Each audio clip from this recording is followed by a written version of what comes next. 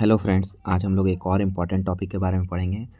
Part 3 of Indian constitutional fundamental right के बारे में पढ़ने वाले हैं, यानी कि मौलिक अधिकार के बारे में पढ़ने वाले हैं, जो कि हमारे संविधान के भाग 3 में दिया गया है।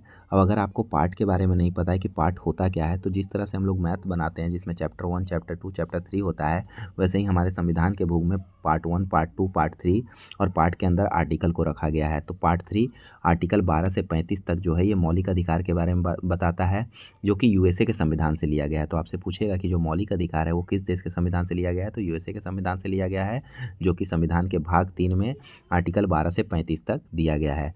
आइए बात कर लेते हैं, क्या ये जस्टिसिएबल है कि नहीं, यानी न्यायालय के द्वारा परिवर्तनीय है कि नहीं। तो ये जस्टिसिएबल है, बाध्यकारी है, बाध्य योग्य। बहुत इंपॉर्टेंट क्वेश्चन है, आपसे पूछ देगा कि इनमें से कौन सा न्यायालय द्वारा बाध्यकारी है। उसमें ऑप्शन रहेगा मूल अधिकार, मूल कर्तव्य और राज्य के नीति निर्देशक सिद्धांत। तो आपका आंसर हो जाएगा मूल अधिकार। अब बात करते हैं कि कौन कौन सा मौलिक अधिकार है जो सिर्फ भारतीय नागरिकों को मिला हुआ है। तो आर्टिकल 15, 16, 19, 29 और 30 ये जो है मौलिक अधिकार, ये केवल भारतीय नागरिकों को मिला है। ये आपको बात ध्यान में रखना है। अब ये आइए बात करते हैं कि एट प्रेजेंट में जो मौलिक अधिकार है वो 6 है। जो पहले संविधान, मूल संविधान लागू हुआ था जब संविधान, तब जो मौलिक अधिकार थे वो 7 थे।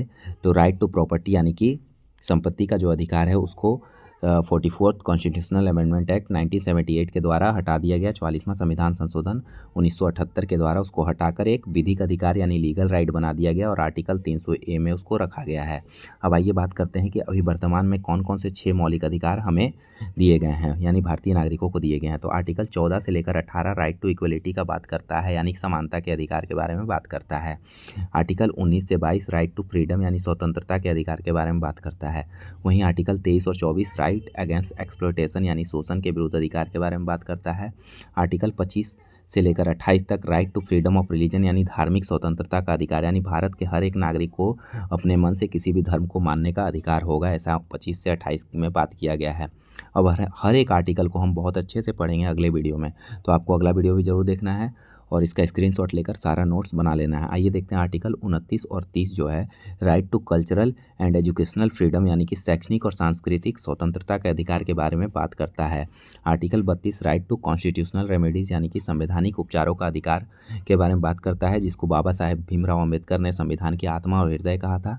तो आप इसका स्क्रीनशॉट ले लीजिए और नोट्स बना लीजिए। अगले वीडियो में हम हर एक आर्टिकल के बारे में पढ़ेंगे और इस चैनल को सब्सक्राइब कर लीजिए और वीडियो को लाइक कीजिए। Thank you.